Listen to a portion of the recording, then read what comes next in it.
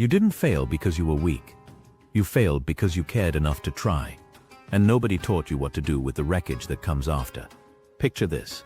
You're sitting somewhere familiar, your bedroom, your car, maybe a bathroom floor at 2 a.m. And the silence around you feels like it has weight, like it's pressing down on your chest. You went for something. Maybe it was a business, a relationship, a goal you'd carried for years. Maybe it was something smaller, a conversation you needed to have, a version of yourself you were trying to become, and it didn't work. And now the voice in your head won't stop. You should have known better. Everyone else can see it. You're behind. You're broken. You're not the person you thought you were. That voice, that crushing, relentless inner prosecutor, it isn't honesty. It's a spiral. And the spiral has a name. In Japan, there is a concept called haji. Shame that does not just sting, it defines. It turns a single moment of failure into a permanent identity. It tells you the fall is who you are, not just something that happened to you. And here's what no one tells you about that spiral. The harder you fight it, the deeper it pulls. Musashi, Japan's greatest swordsman, wrote in the Book of Five Rings, "You must understand that there is more than one path to the top of the mountain." He didn't write that from comfort. He wrote it from the bottom of his own shame. If you've ever felt invisible after a failure, like the person you were trying to become quietly disappeared, then stay. Because by the end of this, you won't just understand how to survive the spiral. You'll know how to use it. Subscribe if you're here to go deeper. And drop in the comments right now, one word. Whatever failure is still living rent-free in your head. Just one word. You don't have to explain it, just name it. That's where we begin. Chapter 1. Haji. Shame. Say it quietly to yourself. Haji. In Japanese culture, shame is not simply an emotion, it is a force. It moves through a person the way water moves through stone. Slowly, invisibly. And over time it carves out something that was never meant to be carved. You know the feeling. Not the sharp embarrassment of a single moment, but the slow, heavy kind. The kind that settles in your bones after weeks of carrying a failure you haven't told anyone about. The kind that makes you shrink in conversations. That makes you hesitate before you speak, before you try, before you even want something again. Because wanting leads to trying, and trying leads to the possibility of this feeling one more time. That's Haji in its most destructive form. And here's the painful truth about it. Haji doesn't arrive because you failed. It arrives because you interpreted the failure. You took a moment in one chapter of your life, and you made it the title of the whole book. Research consistently shows that the story we construct about a failure does more long-term psychological damage than the failure itself. It's not the fall that breaks people. It's the narrative they build in the silence that follows. Musashi understood this. At 29, after already winning over 60 duels, he fought Sasaki Kojiro, his greatest rival, and deliberately arrived late. He came disheveled, his sword carved from a wooden oar. By every appearance, he looked like a man who had already surrendered to something. But Musashi had done something radical. He had separated his identity from the outcome. He was no longer fighting to prove who he was. He was simply fighting. The Haji that might have paralyzed another man. The shame of appearing weak, of arriving late, of being judged. He had already walked through it, alone before the duel began. He won. Not because he was fearless, because he had already faced the feeling and refused to let it make his decisions for him. That is the first move. You don't kill the shame. You don't pretend it isn't there. You look at it, directly. You say, this is Haji, this is a story my mind is constructing. And I can choose whether to live inside it. The moment you name it, it loses a fraction of its grip. Just a fraction. But that fraction is the door. The shame is not your identity, it's a chapter. And you are still writing. Chapter 2. Mushin. No mind. Not mindlessness. Something far more powerful. Mushin is the state of a mind so trained, so clear, that it is no longer cluttered by fear, by hesitation, by the ghost of past failures haunting every new decision. Zen monks spent lifetimes pursuing it. Samurai trained for it in the dojo before they ever needed it on the battlefield. And the reason it mattered so much, the reason Musashi wrote about it in almost every section of the Book of Five Rings, is this. A mind full of shame cannot see clearly. You felt this. You're in a meeting, a conversation, a new attempt at something, and instead of being present, you're half listening and half running that old failure loop in the background. Last time I tried this, it fell apart. What if it goes wrong again? What are they thinking of me right now? That noise is the opposite of Mushin, and it costs you more than you realize. Research consistently shows that cognitive rumination, the mental replay of past failures, actively degrades performance on future tasks. The mind that is busy judging its past cannot fully engage with its present. You are not performing at your potential. You are performing through fog. The samurai had a practice for this. Before entering any high-stakes situation, they would deliberately empty the mind. Not by forcing peace, but by acknowledging every fear, setting it outside the door and walking in without it. You can do this. Right now. Not as a monk. Not as a warrior. As someone who has been carrying too much mental weight for too long. The next time you are about to try again, and you will try again, notice the clutter. Notice the old voices. Don't fight them. Just see them for what they are. They are echoes, not instructions. Mushin is not the absence of feeling, it is the refusal to be governed by feelings that belong to a moment that has already passed. The present deserves your full presence. That is where your power lives. Chapter 3. Shuhari. Follow, break, transcend. Shuhari. 3 stages. One of the most important ideas in all of Japanese philosophy, and almost no one applies it to failure. Shu. Follow the rules. Learn the form. Trust the structure before you question it. Ha. Break. Question. Test the edges of what you've been taught. Re. Transcend. You are no longer following a path, you are becoming one. Here's where most people make the critical mistake after failure. They skip Shu. They fail, they spiral, and then desperate to prove themselves, they invent their own approach from scratch. They freelance their recovery. They tell themselves, I know what went wrong, I'll just do it differently this time. But differently without foundation is just chaos wearing confidence as a mask. Musashi himself submitted to Shu. Strict, humble, disciplined learning under a master before he ever became one. Machiavelli, in a different tradition, wrote in The Prince that every capable ruler first studies those who came before. Not to copy them but to absorb their essence before forging their own path. Both men understood. You cannot transcend what you have not first mastered. Research consistently shows that in high-performance domains, from athletics to creative work to entrepreneurship, the people who recover fastest from failure are not the ones who reinvent themselves most dramatically. They are the ones who return with humility to foundational practice. They go back to basics. Not because they are weak, because they are wise enough to know that the basics were never the problem.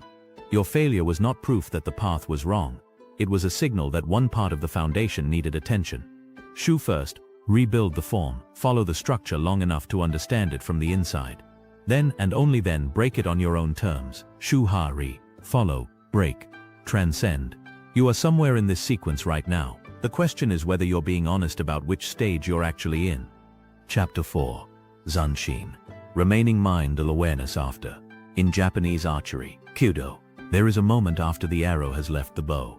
The target has been struck or missed. The action is complete, and yet the archer does not drop their form. They do not collapse into relief or frustration. They remain, still, present, aware.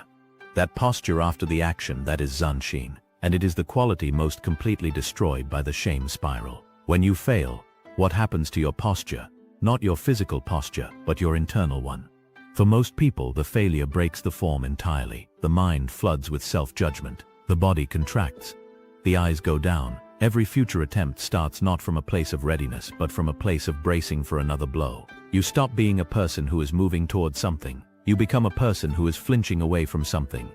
That is the invisible cost of unprocessed failure. It doesn't just affect one area, it migrates. The shame from a failed business bleeds into how you speak in conversations. The shame from a broken relationship bleeds into how fully you let yourself want the next one. It leaks into everything because your form has collapsed. Zanshin is the antidote. Not instant recovery, not forced positivity. Something more honest than either. It is the choice to maintain your awareness, your presence, your dignity even in the moment of loss, especially in the moment of loss. Machiavelli wrote, and this cuts close, that the man who can observe his own defeat without drowning in it is more dangerous than the man who never lost at all. Because the observer becomes a student, and the student given time becomes the master. Research consistently shows that emotional regulation in the immediate aftermath of a setback is one of the strongest predictors of long-term resilience. Not suppression, not numbness, regulation. The ability to feel the weight of the moment without being defined by it. After the arrow leaves the bow, you remain. After the failure lands, you remain. Still here, still present, still you. Zanshin. The form does not end when the moment ends. Chapter 5. Fudoshin. The immovable mind. Not rigid, not closed, not hardened against feeling. Immovable in the way a deep-rooted tree is immovable. It bends in the storm, the branches whip and scatter, but the roots do not pull from the earth. You've met people like this. maybe only once or twice in your life. People who have clearly been through things. You can sense the weight of what they've carried. And yet there is something about them that is settled, not untouched, settled. Like they have a relationship with difficulty that you don't fully understand yet. That is Fudoshin. And it is not a personality trait, it is a practice. Musashi wrote about Fudoshin as the ultimate goal of the warrior's training. Not the ability to fight without fear, but the ability to move through fear without losing your center. The storm is real, the pain is real, the doubt is real. But beneath all of it there is something in you that does not move. You have felt this actually. In your darkest moments there was still something observing, something that didn't completely dissolve into the chaos. That quiet witness, that's the seed of Fudoshin. The shame spiral tries to tell you that the fall is you. Fudoshin knows the fall is weather. And you are not the weather. Research consistently shows that people with a stable internal sense of self, what psychologists call identity security, recover from failure not more quickly in terms of time, but more completely in terms of growth. They integrate the experience rather than being fragmented by it. They come back with more range, not less. This is what Machiavelli observed in the leaders he studied most closely. It was not the absence of adversity that shaped them. It was the depth of their roots. The ones who collapsed under pressure had built their identity on outcomes, on winning, on approval, on being seen a certain way. The ones who endured had built it on something internal, on a code, on a practice, on who they were when no one was watching. What are your roots? Not your goals, not your reputation, your roots. The answer to that question is your Fudoshin. Find it. Water it, quietly. The storms are not finished, but neither are you. Chapter 6. Ichigo Ichi. One time, one meeting. A concept from Japanese tea ceremony. The idea that this moment, this encounter, will never exist again in exactly this form, and because of that it deserves your complete presence. Your full respect. Your entire self. Not the distracted half-present version of you that's running yesterday's regrets and tomorrow's fears in the background. This version, here, now. You have spent enough time living inside the failure, replaying it, defending yourself against it in imaginary conversations, letting it mute the version of you that wants to try again. That version of you, the one who wants to try again, deserves Ichigo Ichi. Because here is the truth that only arrives at the end of a journey like this one. The failure was not the end of your story. It was the end of one chapter. A chapter that, as painful as it was, contained everything you needed to write the next one. The shame spiral told you it was the last word. But shame is not a narrator, it is a weather pattern. Musashi died in his 60s, in a cave on a mountainside, having spent his final years writing Dokudo, The Way of Walking Alone, 21 Principles for Living with Power and Clarity. He did not write it from a place of comfort. He wrote it from a life that had known extraordinary failure, loneliness and loss, and he wrote it with the calm certainty of a man who had found his roots.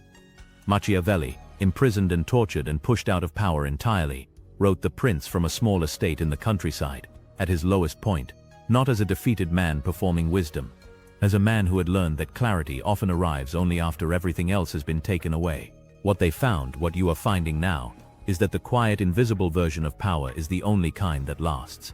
Not the kind that needs an audience, not the kind that needs approval, not the kind that needs the failure to have never happened, the kind that knows who it is regardless of what the last chapter looked like.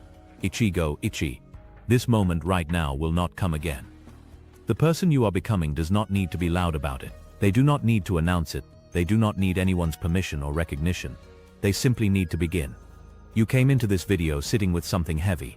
A failure that had a name. One word you dropped into the comments, or maybe just held privately in your chest. Now sit with something different for a moment. Haji, the shame that was carving you from the inside. You can see it now for what it is. A story, not a sentence. Mushin, the clear mind beneath the noise. It was always there. You just couldn't hear it through the spiral. Shu Haji. You know what stage you're actually in now. And that honesty is the beginning of real movement. Zanshin, the form that remains after the impact. The dignity that doesn't disappear just because something went wrong. Fudoshin, the immovable root. The quiet part of you that observed even the hardest moments and didn't completely disappear. And Ichigo Ichi. This moment. This one. The one where you choose quietly and without fanfare to begin again. The person who came into this video was carrying the weight of a fall. The person leaving it knows that the fall was never the end. You are not the failure. You are the mind that survived it, and is now slowly, deliberately beginning to move on its own terms. Quietly, powerfully, self-directed. That is not a small thing. That is everything. Drop in the comments. What's the one word for the version of yourself you're building toward? Not who you were, who you're becoming. One word. Leave it there. Let it be real. And subscribe if this is the kind of thinking you want more of. Thank you for watching. See you next time. And as always, remember to stay in tune with your own mind frequency.